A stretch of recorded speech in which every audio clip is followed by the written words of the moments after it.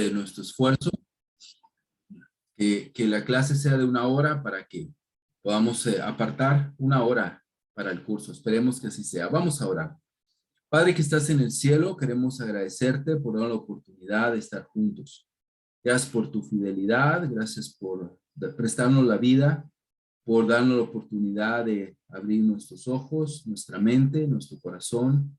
Y gracias por mis hermanos que han respondido a este módulo. Gracias por la iniciativa de hermanos que también dirigen ministerios, iglesias que están acá. Estoy muy agradecido también por ellos, misioneros que están viviendo la misión en carne y hueso, fuera de su ciudad, y viviéndola, y estamos pues también agradecidos por ello.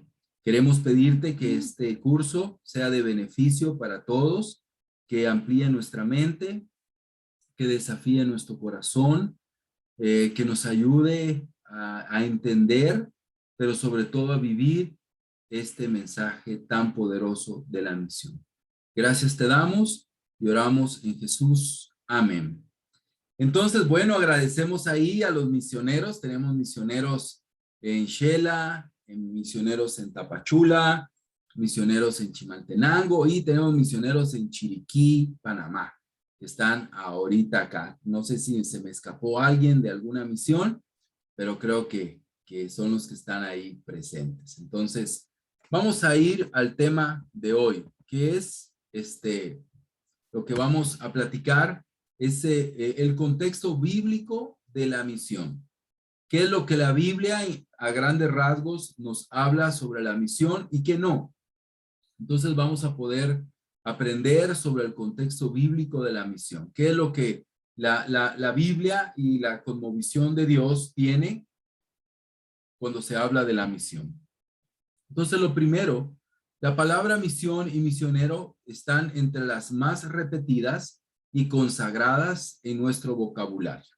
Nosotros utilizamos esa palabra, la misión, misioneros, estamos trabajando en nuestras ofrendas especiales y hacemos las ofrendas una buena parte para nuestras misiones.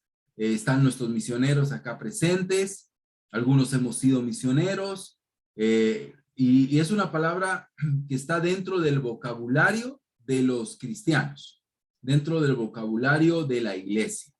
Entonces, y cuando está en ese vocabulario, aparentemente hacemos una división, ¿verdad? Entre misión y evangelismo. Frecuentemente decimos que la misión significa llevar las buenas nuevas a otras culturas, a otras naciones. Entonces hablamos de que la misión es salir de donde vivimos, de donde estamos, y mudarnos, ir a vivir a otro lugar. Y evangelización es entre quienes son parte de nuestra propia cultura o dentro de nuestra propia nación. Así es como normalmente lo vemos, ¿verdad? Así es como normalmente vemos estas dos palabras como algo similar, pero también con esas diferencias. Una fuera de y otra dentro de. Entonces es parte de lo que normalmente pensamos y decimos. Si tú quieres interrumpir, en cualquier momento lo puedes hacer o quieres agregar o quieres añadir algo positivo o alguna duda, puedes abrir tu micrófono y hablar en cualquier momento, no necesitas esperar un momento específico. Entonces vemos que eso es lo que normalmente vemos como iglesia. Por ahí es donde andamos básicamente. Misión y misionero en nuestra concordancia, nos encontramos con una gran sorpresa. Ninguno de los dos términos son palabras bíblicas. Ni misión ni misionero existen en ninguno de los idiomas bíblicos. La Biblia no aparece la palabra misión como en el contexto, pues, que nosotros lo tenemos. Podrá aparecerte como cuando enviaron a los espías con una misión. Es ahí donde podría aparecer la palabra, pero en nuestro contexto de ir de un lugar a otro a evangelizar y que los que van son misioneros, no aparece en la Biblia, no aparece. Entonces, eso puede ser una sorpresa para nosotros. Entonces, ¿cómo la Biblia lo aborda o cómo la Biblia lo llama? Entonces, no es que vamos a dejar de llamarlo de esta manera, pero sí necesitamos entender el significado bíblico porque eso nos va a ayudar a darle el verdadero sentido a la palabra y sobre todo a la acción del misionero. El lenguaje bíblico para nuestro tema parte del verbo enviar, ¿sí? Salash, y del griego apostelei o apostel, que es la misma palabra donde viene apóstol. Se utiliza para toda clase de tarea a la que Dios envía a sus siervos y siervas. Entonces, en el Antiguo Testamento, shalash es la palabra y en el Nuevo Testamento es apóstol, la palabra. Por eso, para los escritores bíblicos, esta terminología en el Nuevo Testamento requiere un buen estudio del contexto literario. ¿Por qué? Porque en todo donde se usa, porque es un verbo, donde la raíz verbal es enviar, vas a encontrar la palabra apóstol. Entonces los escritores tendrían que decidir, ¿aquí está hablando de los apóstoles o está hablando de enviar? Y ellos han tenido ese desafío de saber de qué está hablando.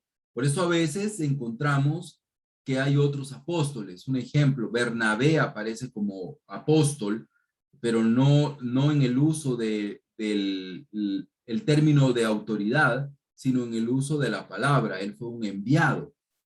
Un enviado. Entonces, cuando alguien era enviado, se le decía apóstol porque era la palabra. Entonces, esos son los términos. El lenguaje bíblico para nuestro tema y pues en nuestro caso que vamos a ver más en el Nuevo Testamento es la palabra donde viene apóstol. Es ahí la raíz y la palabra en el idioma original.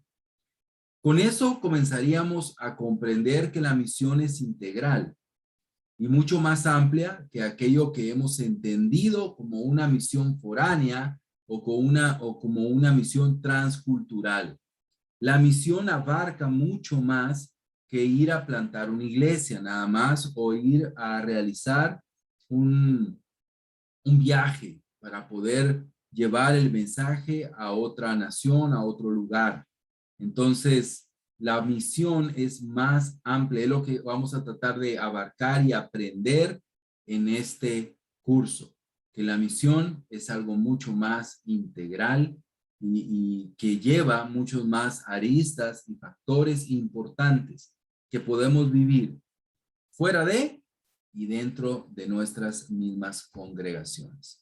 Entonces, así que los orígenes del término misión estaban íntimamente vinculados con la expansión. Eso ya en nuestro contexto. ¿De dónde nace la palabra misión? Del término misión para nosotros, por eso lo entendemos así. Estaban íntimamente vinculados con la expansión colonial del occidente.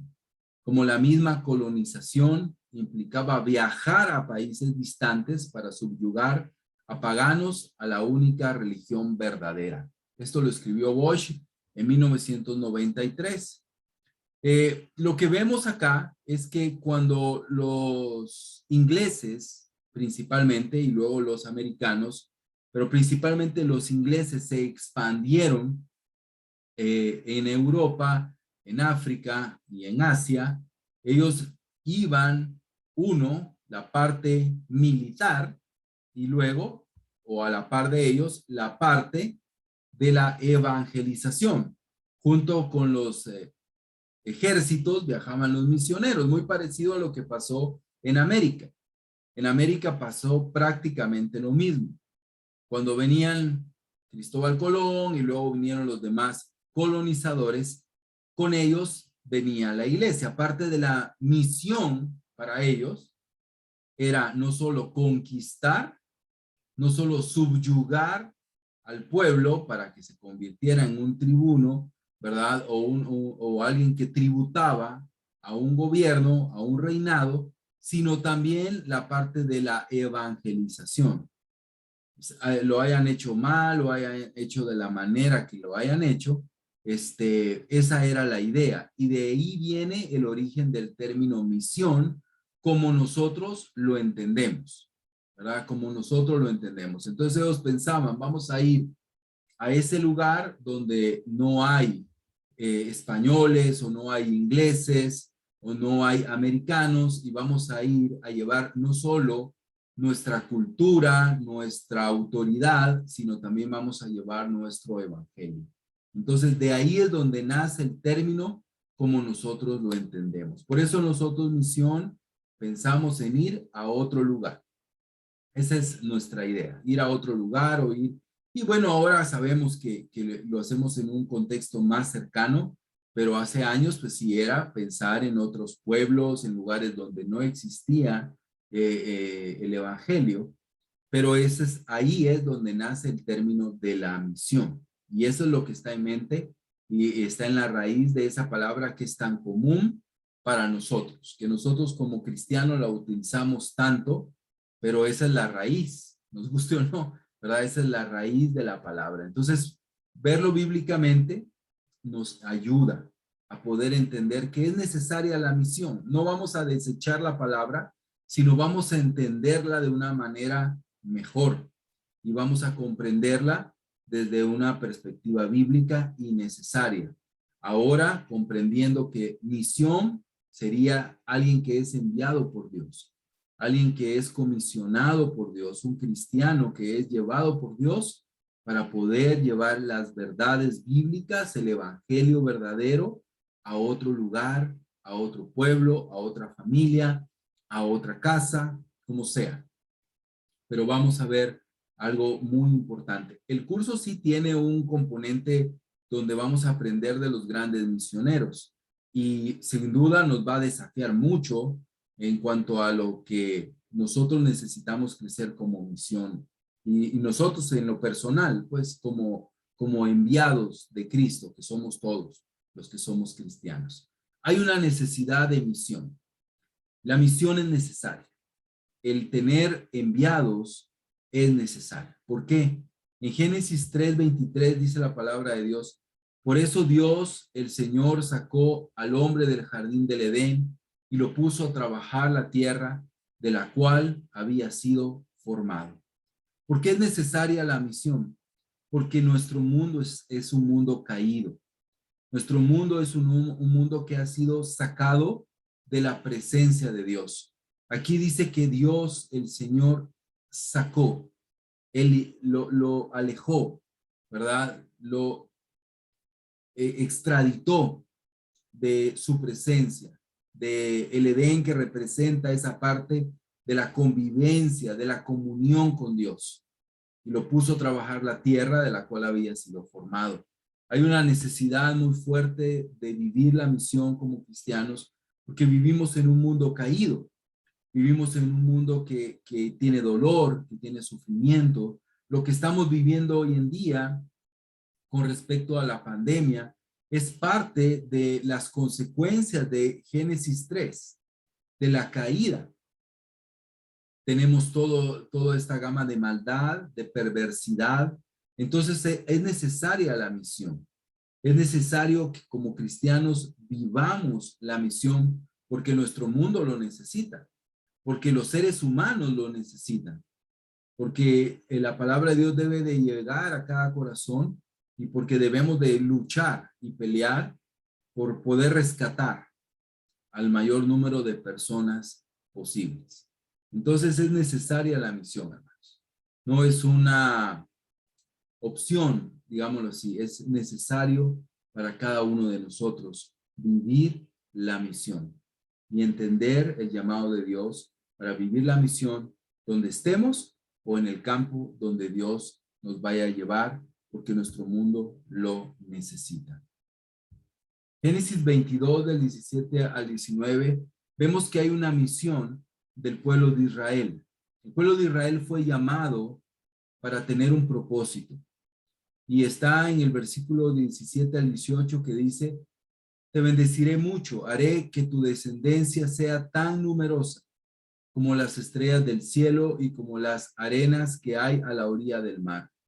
Además, Ellos siempre vencerán a sus enemigos y todas las naciones del mundo serán bendecidas por medio de ellos, porque me han obedecido. ¿Qué vemos acá?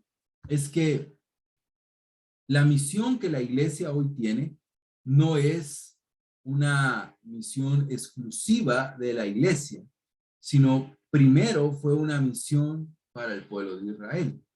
El pueblo de Israel, como dice acá, por medio de la descendencia de Abraham, que es el pueblo de Israel, todas las naciones del mundo serán bendecidas por medio de ellos. ¿Por qué? Porque me has obedecido, porque Abraham le obedeció. Entonces, ¿qué pasó con Israel? Vemos lo que el Antiguo Testamento nos muestra, es que Israel fracasó en ser bendición para las naciones.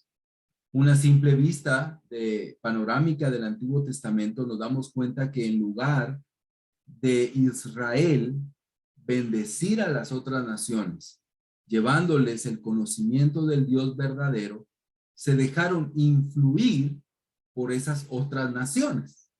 Ellos, en lugar de transformar y de ayudar a esas otras naciones y de llevarlas al conocimiento de Dios, vemos un ejemplo como el de Nínive, un ejemplo, digámoslo así, único tal vez del Antiguo Testamento con otra nación, que se cree que fue algo que aún permaneció en toda esa generación.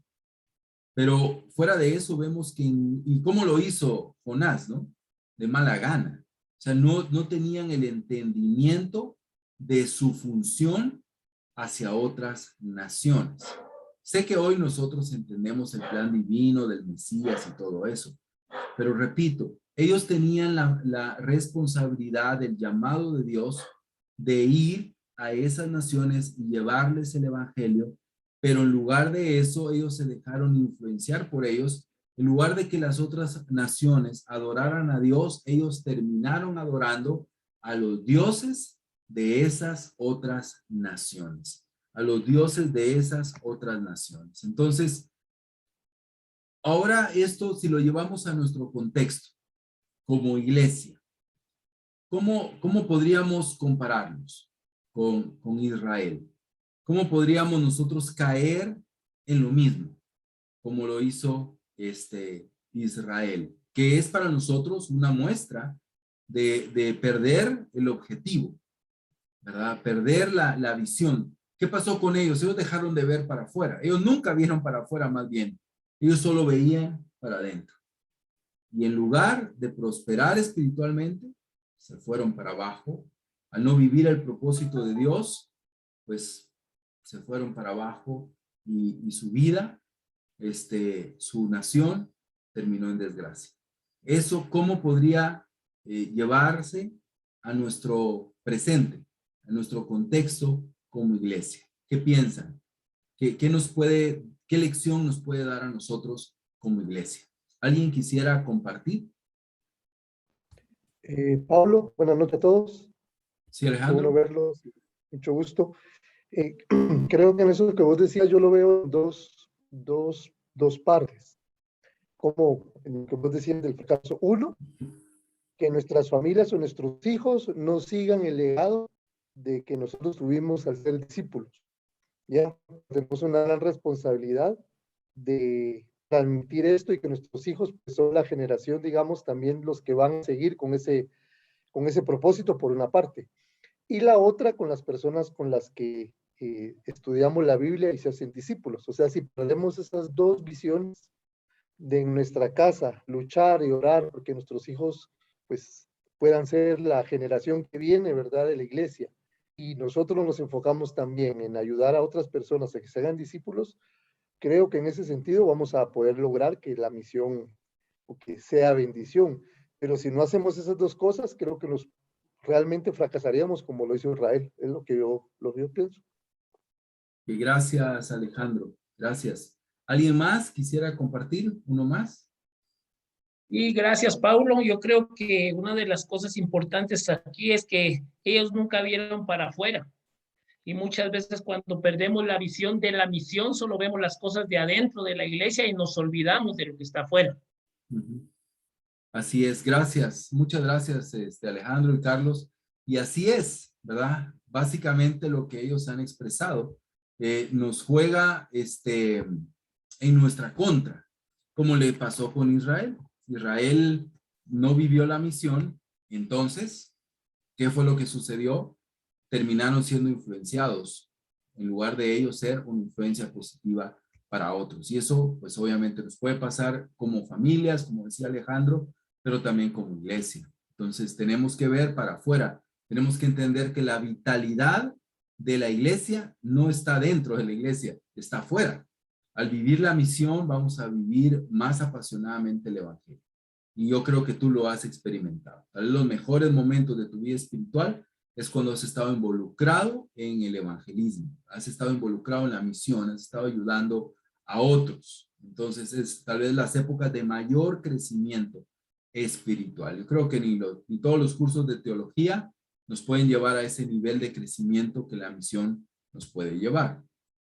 Algunos ejemplos que los profetas expresaron hablando del futuro que ahora es para nosotros. Ezequiel dijo, aves de toda clase hacían nidos en sus ramas, animales salvajes de toda especie daban a luz debajo de ellas.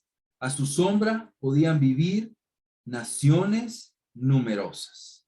Y esta es una idea profética de que Israel debía haber sido ese árbol que iba a ser una bendición para todas las naciones y que todas las naciones iban a llegar ahí, a vivir, ¿verdad?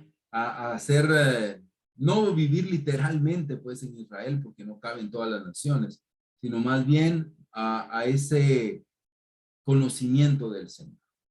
Y hablando del Mesías, Isaías 42:6 dice, yo el Señor te llamo y te tomé de la mano para que seas instrumento de salvación. Yo te formé, pues quiero que seas señal de mi alianza con el pueblo, luz de las naciones. De nuevo, Isaías, un libro bastante mesiánico, habla de la responsabilidad que tenía Israel de ser luz de las naciones. Entonces, hoy nosotros tenemos que entender que como iglesia ese es nuestro llamado. Nuestro llamado como iglesia es ser luz de las naciones, ¿verdad? Ser luz de las naciones, ver para allá, ver para allá. Es muy importante para nosotros vivir y entender esto. Y eso nos ayuda a comprender que la iglesia debe de ver afuera, debe de entender que el desafío, el reto está afuera. Obviamente dentro hay más comodidad, hay más confort, pero también más problemas, ¿verdad, hermano? Entonces necesitamos vivir la misión, vivir el llamado de Dios. Lucas 2:32 dice, la luz que alumbra a las naciones y que será la gloria de tu pueblo Israel. ¿De quién está hablando? Está hablando de Jesús. Y está hablando que Jesús es la luz que alumbra a las naciones. Y esa es la idea. La idea es que el evangelio se predique en todo lugar, en todas las naciones. Sabemos que naciones no significa gobierno, no significa repúblicas, sino etnias.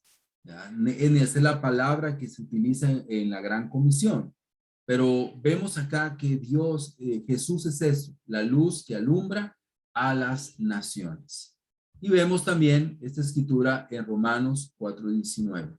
Por eso, para que la promesa hecha a Abraham, la que leímos ahí en Génesis 22, conservara su valor para todos sus descendientes, fue un don gratuito basado en la fe.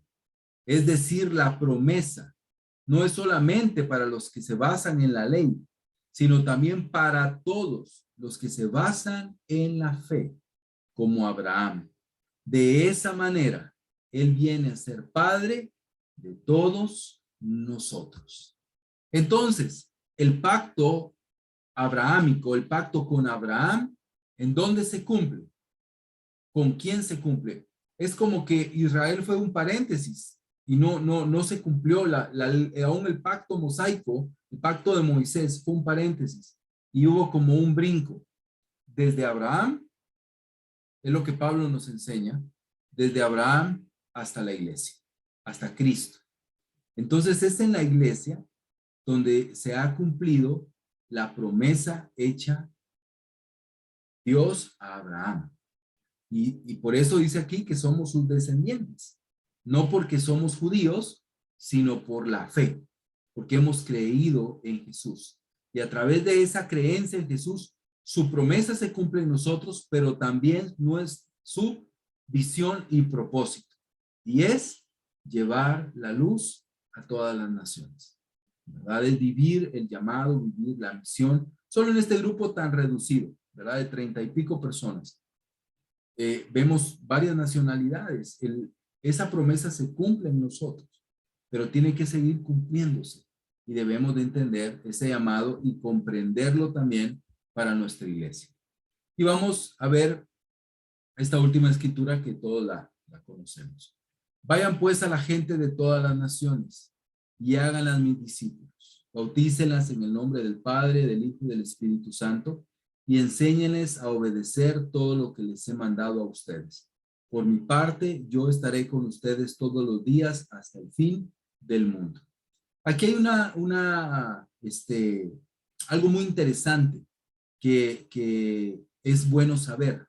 Uno, pues lo que ya hablamos, de que naciones no son gobiernos, no son repúblicas, no son países, sino son etnias. Entonces, Guatemala es un país, pero tenemos, creo que más de 30 etnias. Entonces, el trabajo es más grande. Tenemos muchos lugares también a donde llevar. Entonces, se abre el panorama, no a un gobierno, no a un país, sino a un grupo de personas. Y que hoy en el contexto de hoy también podríamos llevarlo también a segmentos de la sociedad. Pero aquí el punto que quiero hoy resaltar antes de terminar es el versículo 19. Dice, vayan pues a las gentes de todas las naciones. Ese vayan es, para nosotros es esa parte del misionero, de ir, ¿verdad? Pero la palabra, la forma verbal que es difícil de traducir o que hace más complejo la traducción, realmente significa mientras vayan, ¿sí? Mientras vayan, hagan discípulos de todas las naciones. Mientras vayan a las gentes, mientras caminen, mientras salgan, mientras vivan, la escritura habla de un estilo de vida. No que cuando yo vaya a ese lugar o a esa nación voy a ser discípulos, sino es mientras voy al trabajo, mientras me mudo, mientras viajo. Y vemos que los apóstoles lo hicieron y los hermanos del primer siglo lo hicieron, ¿recuerdan? Ellos donde iban predicando, ellos iban de viaje, iban predicando, estaban cumpliendo la gran comisión. No era hasta el llegar a ese lugar. Cuando llegue a ese lugar, ahí voy a establecer la iglesia, sino donde iban predicando, iban enseñando, iban haciendo discípulos de Jesús. Y la otra parte que es muy importante, esta escritura la vamos a estudiar más adelante, a más detalle, pero es que el llamado no es a formar iglesias, ¿verdad? No es realmente a formar congregaciones, es parte de, obviamente, porque la iglesia es parte del plan divino, pero más que todo es a formar discípulos y que las iglesias, las misiones sean formadas por discípulos. El llamado de Dios no es a tener grupos de personas, sino a tener discípulos de Jesús. Y esa es la misión que Dios nos encomendó a nosotros. Y que nosotros tenemos ese llamado y que no fallemos como falló Israel. ¿Recuerdas esa escritura donde Jesús dice, el reino les será quitado y se les dará a otros que den verdaderamente fruto o que den buenos frutos? Está hablando de Israel. Está hablando de Israel. Y nosotros no queremos pasar por eso.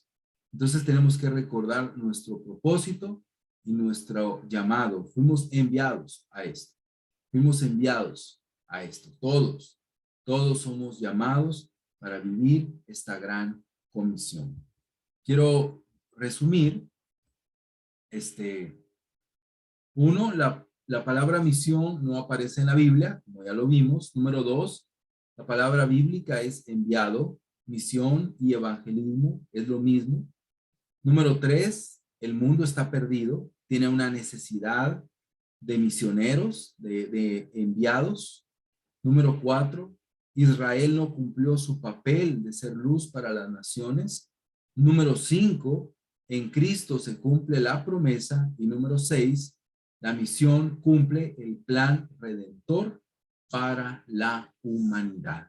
El plan de Dios para su pueblo se cumple cuando se vive la misión, cuando vivimos la misión, cuando nosotros tenemos en nuestro corazón ese propósito sólido y firme de poder vivir la misión, de poder comprender la misión y entender el llamado de Dios para cada uno de nosotros. Quiero terminar con un video que seguramente ya lo has visto, pero que nos ayuda a poder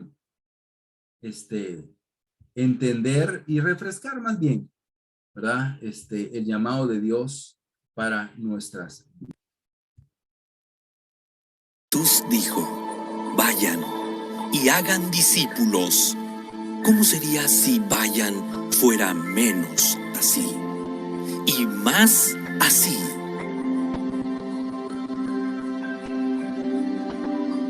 ¿Cómo sería si hagan discípulos fuera menos así y más así?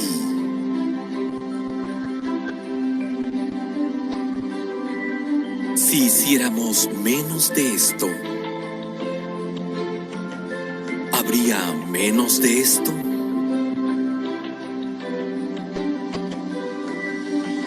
Estaríamos librados para experimentar su amor, amarle a Él, amar a los demás, despegar.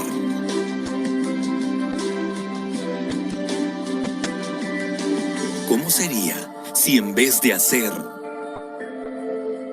hiciéramos más discípulos? Como Él lo hizo, y como Él lo hizo, y como ellos lo hicieron.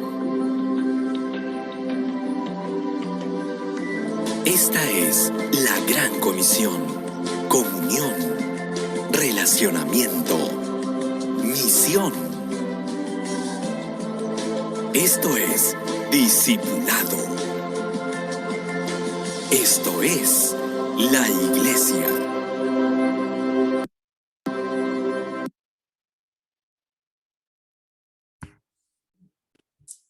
Ok, bueno, eso es lo que hoy quería compartirles. No sé si alguien tiene algún comentario final, alguna duda o algo.